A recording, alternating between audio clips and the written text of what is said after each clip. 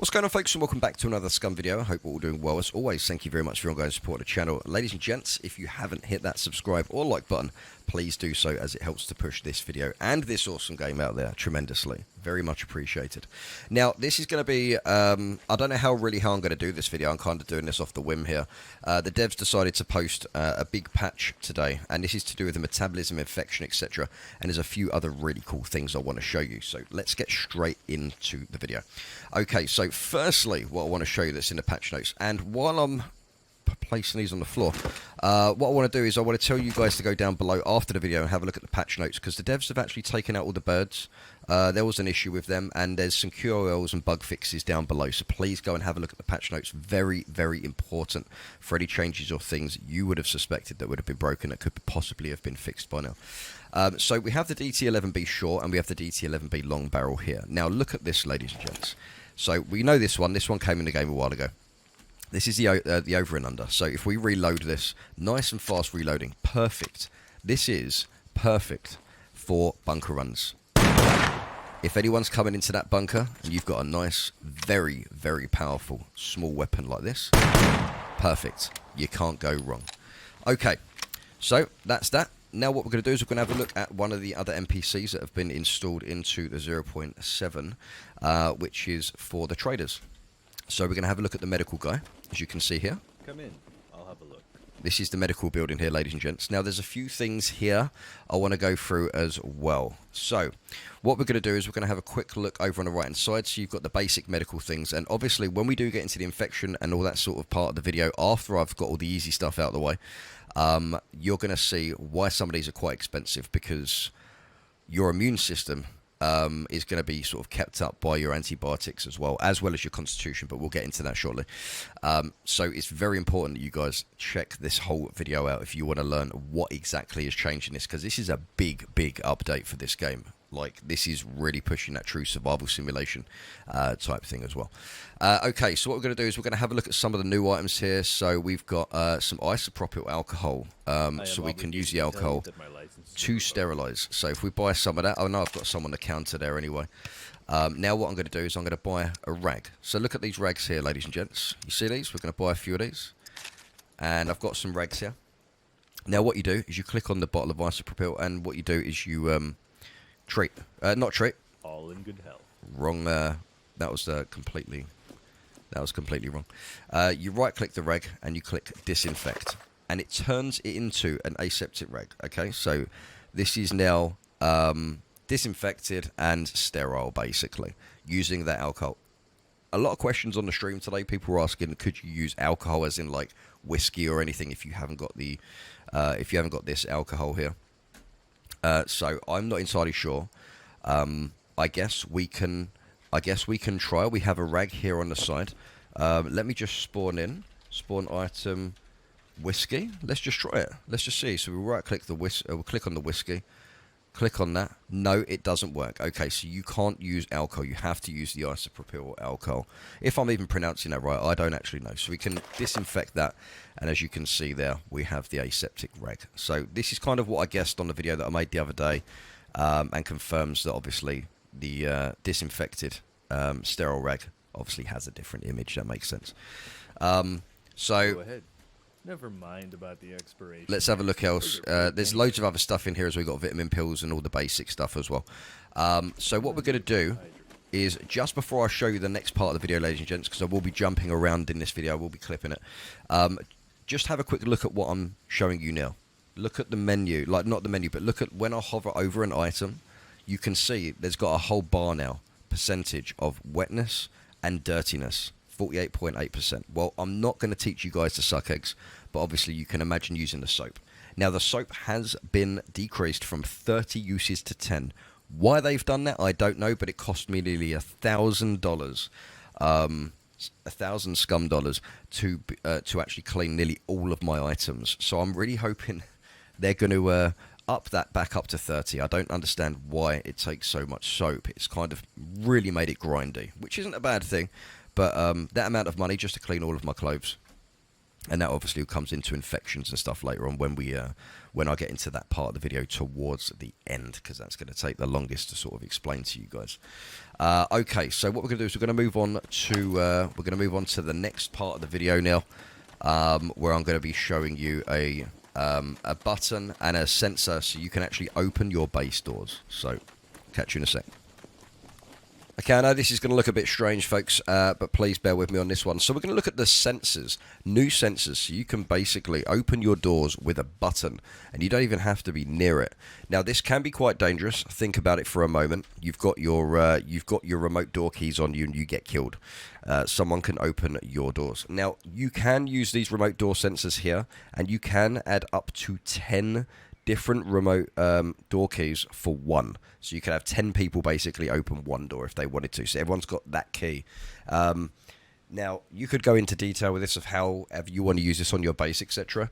And you do need a minimum of metal. A metal door is the minimum you need to be able to actually add one of these sensors on. Otherwise, that sensor logo that you see there doesn't apply. It won't actually go on until you upgrade to metal. So if you go into your crafting menu on the right hand side, you'll see the medium engineering here, ladies and gents. You got the remote door sensor, and you have the remote door key. Now, what we're going to do, I'm going to use one remote door sensor, and what we're going to do, just to show you guys, we're going to connect. We're going to connect all four of these to one door sensor. This is actually really cool. I mean, there's going to be some uses for this. So what I'm going to do is I'm just trying to figure out which way round it is. Right, I'm going to put this sensor in my hand. Okay, I'm going to highlight the remote door sensor and right click the remote door key. Okay, I know that sounds a bit fiddly, but I'm sure you'll work it out. So I'm going to put that sensor down there. That's one that's been paired to the remote door sensor. So I'm going to pair the second one, right? And it's only because I've highlighted this. If you've got more of these, you can highlight them and do the same. So let's do that. Let's pair this one as well. And we're going to pair one more here as well. Okay, so let's pair that, and then we're going to put the remote door sensor in. It was really cool when I first tried this, because obviously I quickly checked it before I started the recording. Okay, so we have the door sensor in there now. So now, if I right-click the sensor that's in my hand, and if I click use, the door opens on its own. So you can see, use closes it. Now I'm going to drop that sensor and take one of the other ones that we've paired. Use. So that clearly works with it as well. Let's drop that. Let's use another sensor. I can see some serious trolling going on here, or baiting using these. So people are going to start adding like bait parts to their bases. Probably shouldn't have said that. It might give people ideas. So you can see basically what that remote sensor does, and you can obviously add them to something like this as well. So obviously where I've already paired these two, all I've got to do is right click this sensor, remove the door sensor, whack it in my inventory, run over to this door, pop that in there, just like that, and then we can open that door like that as well. Okay, so we're going to go on to the next part of the video, ladies and gents. This is going to be the bit that I'm actually going to go away for a little while. I'm actually going to go and study this very quickly, and then I can come back and start the recording and tell you what I understand of how the infections and metabolism stuff works. So thank you very much for bearing me on this video. I really do appreciate your time, and I'll catch you guys in a few moments. Okay guys, welcome back. I've just had a quick look over the metabolism. The last 15-20 minutes I've been going through this. Now I'm going to try and explain this as simply as possible. It's not as difficult as what you guys probably think it would be. I thought it was going to be a lot more difficult than this, but it's not actually that bad. Okay, so just before we go into anything, you can use absinthe and obviously the isopropyl alcohol, but the absinthe is the only alcohol that you can actually use to disinfect rags as well. So there's a few different things we can do here. So we have some dirty rags, and I'm using them because I'm hoping to try and get an infection, but I'm gonna see what happens with this. So just to start this whole metabolism, bacteria and infection situation, okay, and how we can get around that. So you have your bacteria on the outside. If that infects your wound, if the bacteria gets to your wound, that causes an infection. If that infection doesn't get treated well enough, that's going to cause sepsis, worst case scenario, as the infection builds and builds and the bacteria grows around the wound. So this is why it's important to keep clean clothes, ladies and gents. Make sure everything's clean with soap. And also at the same time, we have our antibiotics here, which will boost your immune system as well. So the immune system is the body's sort of natural defense against any outside sources, i.e., well, infections that have managed to get in via open wounds from bacteria, etc. So, okay, so what we're going to do is we are going to spawn, we're going to spawn in a zombie, a hospital zombie, doesn't matter what zombie. Now I'm hoping that it's gonna give me some bacteria. Sometimes when it hits, if you look on the bottom left, guys, as it's hitting me, some will have bacteria marks, some won't.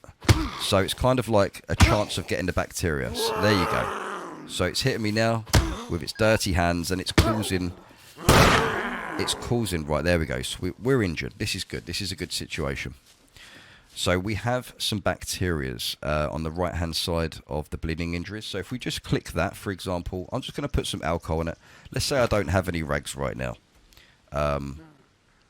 Okay, so we've just poured some disinfectant, basically, some alcohol, straight onto the wound, and it's taken that bacteria away. Now, what I want to do is I want to make this worse. So I'm going to put a bleeding injury C1. I'm going to put 2 dirty rags on that. I'm trying to get the infection here. So make sure that you either use clean rags, and that's why it's important to keep your clothes clean as well, so you don't get any bacteria in any open wounds. So, okay, so we've got, let's put some more dirty rags on there as well. And what you will have the option to do is to be able to take that rag off, that bandage, just like this. So what you can do is you can just click on it, remove the bandage, and what you can do with that is you can then you can put some alcohol onto a bandage just like this. If I actually spawn in very quickly, if I just spawn in some rags, let's have a look. There you go. Let's just get some rags. So if we have some rags here, what you can do is you can disinfect the rag, and it will give you an aseptic rag like this.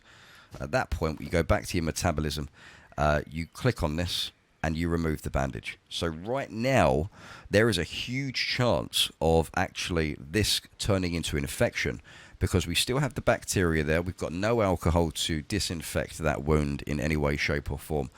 And you can see in the bar there, we have contamination. It's in the red right now, okay? So you can see we've got red contamination. We've got external pathogens. We've got the immune system is at 1.4. Disinfectant 0, because we've got 0 disinfectant on there at the same time. And affected by the immune system, which is at 100%. So no infection is in my body right now, but there could be a chance of an infection. Now, obviously, I'm still bleeding over here on the C2, so I could just patch this up with 3 of these. So I'm going to patch these up. Obviously, the more rags you use, the longer it takes to actually patch as well. Now, I'm hoping to get an infection here. Now, the infection phases go through 1, 2, 3, and sepsis. That's basically what's going to happen. So, obviously, as you can see, I'm limping around. We're trying to survive. Now, I might get myself dirty, and this is going to cause more issues, or I get hit by something. Now, if it's a gunshot, then obviously that's going to be a bigger wound. So you're going to need more bandages as well at the same time. So I'm just really hoping that this is going to turn into an infection of if it does.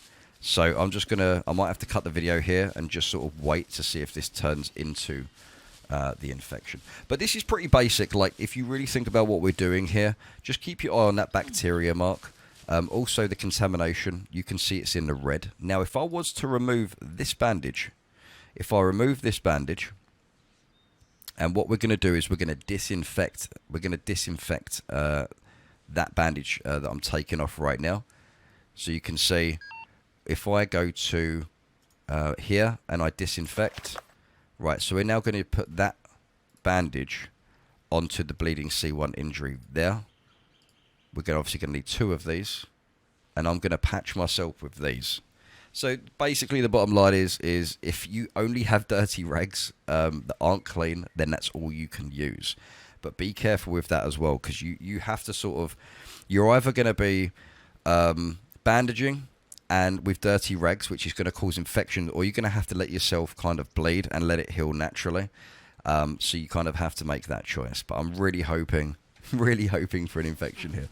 But I don't think it's going to do it, which is not fun. And we haven't even got into bones yet. We haven't even got into broken bones. All we've got into is right now we're looking at the muscle damage. And we haven't even gone into anything else right now. So I'm really hoping that something bad happens here. But this is pretty much it, guys. This is pretty much it. So you've got your disinfectant, your immune system, wound germs, and external pathogens as well.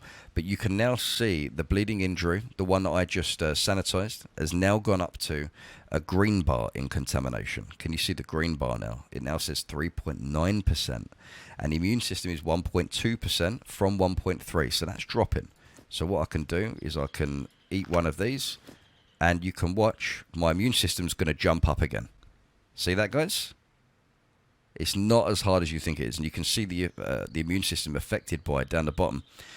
Also, at the same time, because I've just massively boosted my immune system, my body's now fighting off any bacteria that was around their wounds. But when that does drop again, that bacteria will most likely come back, and the antibiotics will basically try and fight any possible infection that's going to occur later on. Okay, so I don't know how long this video was going to be. I know I repeated myself like 7 million times there. We didn't get to go into the infection phase here, unfortunately, but hopefully that has sort of explained it in a more sort of simple manner for you guys out there. So with that being said, if you have any questions or anything, or even if I've made any mistakes, please let me know, as this is completely new and I'm trying to get it out there for you guys to understand and try and keep things as simple as possible, so it's not as daunting. This game really is coming a long way. So with that being said, stay safe, guys. Please don't forget to hit that like and subscribe, and I'll catch you in the next one. Take care.